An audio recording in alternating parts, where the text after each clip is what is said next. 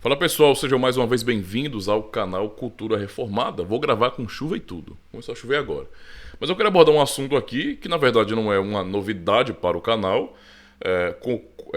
Concorda com outros vídeos que eu já fiz aqui, porque tem a ver com o assunto da confessionalidade. Mas eu quero dar ênfase a esse ponto, dizendo o seguinte, que nunca foi tão necessário ou nunca foi tão urgente, não é, a questão da confessionalidade, não é?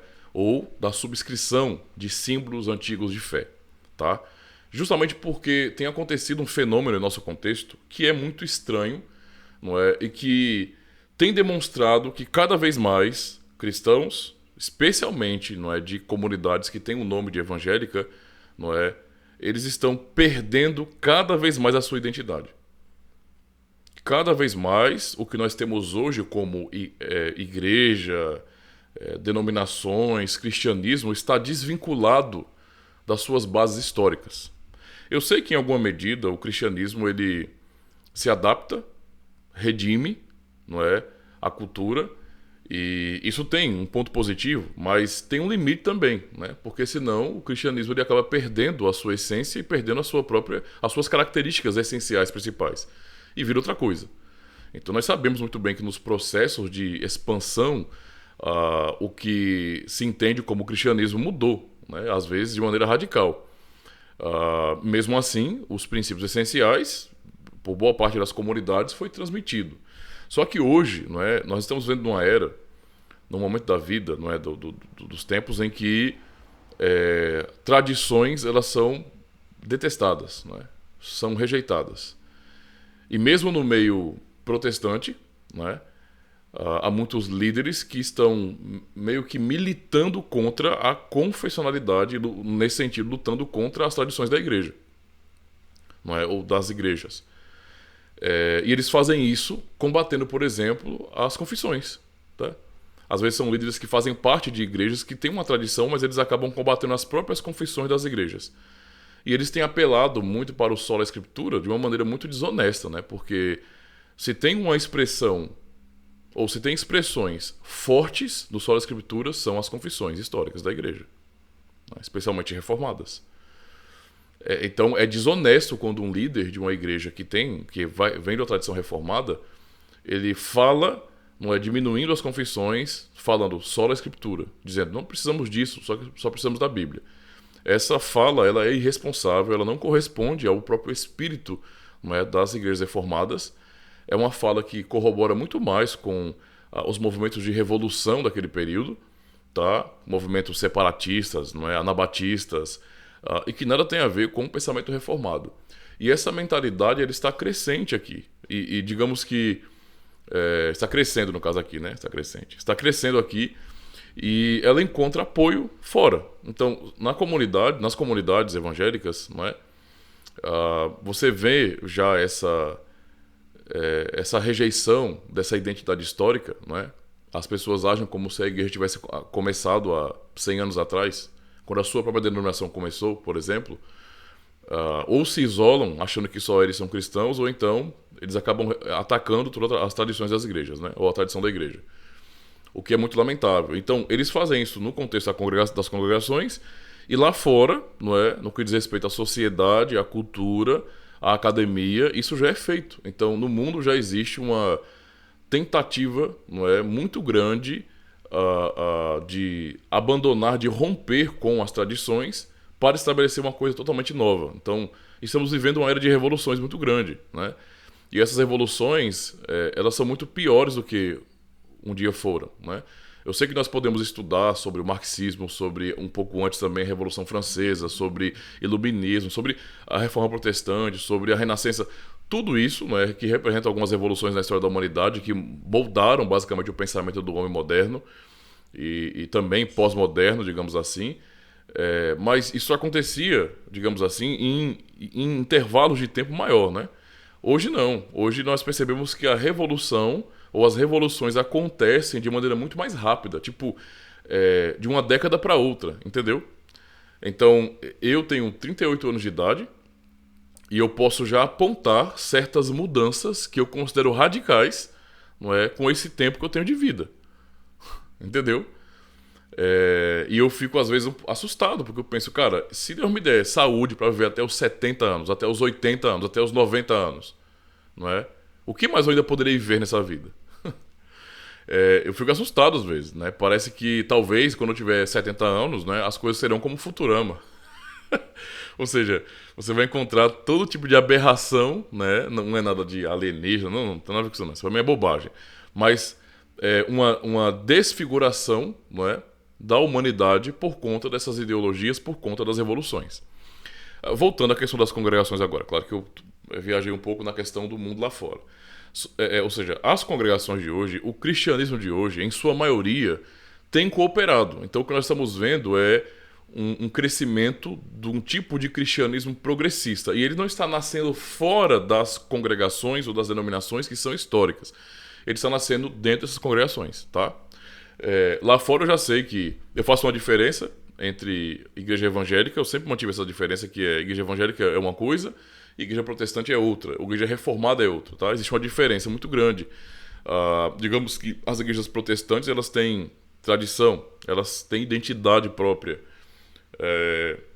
E aí você pode pensar em várias comunidades, na verdade, né? Mas eu sou reformado, então vou falar sobre das igrejas reformadas. Nós temos uma identidade histórica, essa identidade, essa herança, na verdade, ela é preservada, ela foi preservada por nossas confissões, por nosso modelo de governo da igreja, por como nós nos organizamos. É claro que nós não somos hoje iguaizinhos, não é, ao que os nossos irmãos eram lá no século XVI ou XVII. Né? Claro que nós passamos por certas mudanças, por certas adaptações, mas não são adaptações que mudam a essência de nossa tradição. Isso é um ponto muito importante, tá? Então, é natural que nós venhamos nos adaptar um pouco, porque estamos inseridos em outro contexto, mas nada que mude realmente quem nós somos. Nós conseguimos reconhecer claramente, não é, os reformados de verdade, os confessionais, eu digo, né? O reformado de verdade, tá? Raiz de hoje, e quando fazemos a leitura dos autores antigos, podemos também reconhecer, olha, né? Mantemos ainda a nossa identidade, podemos nos edificar, né? Em termos de teologia e prática na igreja, eclesiástica, digamos assim, salvo as questões culturais. Então, isso é mantido, mas no evangelicalismo você tem uma coisa totalmente diferente. O evangelicalismo é um movimento totalmente revolucionário, é um movimento que está passando por constantes mudanças radicais. Digamos que, usando essa linguagem mais científica, no evangelicalismo nós podemos ver literalmente macroevoluções acontecendo. Entendeu? Digamos que nas igrejas protestantes vemos microevoluções, mas no evangelicalismo, macroevoluções. Tá? Porque assim, as mudanças acontecem a tal ponto de transformar um movimento ou uma congregação em outra espécie. Digamos assim. Então, é uma loucura, tá? Isso causa um mal muito grande, mas ao mesmo tempo coopera e está andando de mãos dadas com todo o progressismo que já há na sociedade. O resultado disso, irmãos, é que nós, protestantes, de verdade, especialmente quem é reformado confessional, nós cada vez mais seremos empurrados, não é, para a vala do sectarismo, a vala do radicalismo, e seremos vistos, não é, nesse momento como sendo radicais, legalistas, não é? Eu fico mal quando, por exemplo, qualquer evangélico, ou até mesmo reformados, não é, olham uns para os outros e se chamam de legalistas, porque isso não faz sentido, não é? Nenhum. Nossas confissões, não é, todas as confissões reformadas, apontam para a lei de Deus como sendo o modelo de vida cristã, para imitar a Cristo, mas expõem, não é, a salvação pela graça, as doutrinas da graça. Então como é que nós podemos ser legalistas se nós estamos ensinando que Cristo salva, não fazemos nada por nós mesmos? Todo o nosso incentivo à exortação é a partir da salvação. Então como é que isso pode ser legalismo? A verdade é que as pessoas estão cada vez mais perdendo as suas rédeas, estão cada vez mais abraçando liberalismos, não é, que vão inventando por aí. É uma metamorfose ambulante que o mundo está passando agora. Eu sei que isso tem limite, uma hora eles vão chegar num limite e vão pifar, né, basicamente, e por isso temos que manter os nossos padrões, manter a nossa confessionalidade. Mas o fato hoje é esse, tá? O mundo está um caos, e esse caos está chegando também nas denominações protestantes. Inclusive, no meio reformado, infelizmente, existe sim não é? Pessoas que são oficialmente membros de igrejas reformadas, mas eles são como Armínio em seu tempo, que era um pastor reformado, mas nutria, ou então ele guardava uma filosofia, uma teologia, um pensamento diferente do reformado, ortodoxo, digamos assim, mas acabou morrendo sem ter essa questão resolvida e, portanto, para todos os fins era um reformado, era um pastor reformado. Seus alunos, então, puderam, né, se expressar um pouco mais e acabaram assumindo heresias, que para nós são heresias, né? Hoje, então, eu vejo que muitos pastores que se chamam de reformados, ou então que eles realmente são membros de comunidades que têm uma tradição reformada, eles são assim como Armínio, tá? E eu digo que são piores, tá? Eles são muito piores, porque eu percebo que Armínio, assim como Armínio, que não era tão claro muitas vezes em seus discursos, não é? E não batia de frente com os pastores reformados diretamente, os pastores de hoje que se chamam de reformados e calvinistas, muitas vezes são piores do que Armínio nesse sentido, porque eles estão falando sobre doutrinas da graça, mas estão trazendo ideias, não é, que no fim vão acabar corroendo suas comunidades e tradições por dentro.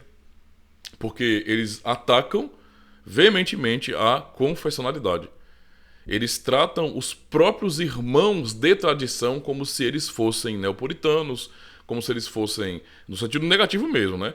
Como se eles fossem legalistas, como se eles fossem radicais, e de uma maneira tão triste, eles querem passar, não é, jogar na cara o sola escritura, não é, nesses irmãos que só estão sendo fiéis às confissões da igreja. Então está em alta essa questão de pastores, tá? De igrejas que são de tradição reformada falarem sozinhos. Acabou o respeito pelas confissões, tá? Quando eu uso as confissões, o que eu estou fazendo é me submeter, não é, a uma nuvem de testemunhas que veio antes de mim. Porque eu entendo que, e isso eu faço não só com as confissões, mas olhando para toda a história da igreja, eu entendo que se eu não fizer assim, eu serei uma pessoa extremamente arrogante. Eu agirei como se eu fosse, não é, a medida da própria verdade. Como se eu fosse o intérprete das Escrituras. Isso é uma coisa ridícula. Quando eu vejo líderes de tradição reformada dizendo: esse negócio de confissão de fé, isso é coisa do passado, isso é coisa do século XVI. Para mim, essas pessoas são extremamente arrogantes. Tudo que eles querem é aquilo que os demonstrantes queriam. A liberdade para não serem confessionais, para poderem pregar o que bem entendiam nos púlpitos das igrejas reformadas. Então, hoje, para mim, pastores, não é, que têm o nome de reformados, que são pastores de nome em nosso meio, que são tão queridos pelo grande público evangélico. Eles são tão queridos porque eles já se tornaram evangelicais. Eles não são reformados coisa nenhuma. E eles são culpados hoje também, não é, por empurrar qualquer cristão reformado de verdade para essa vala do sectarismo.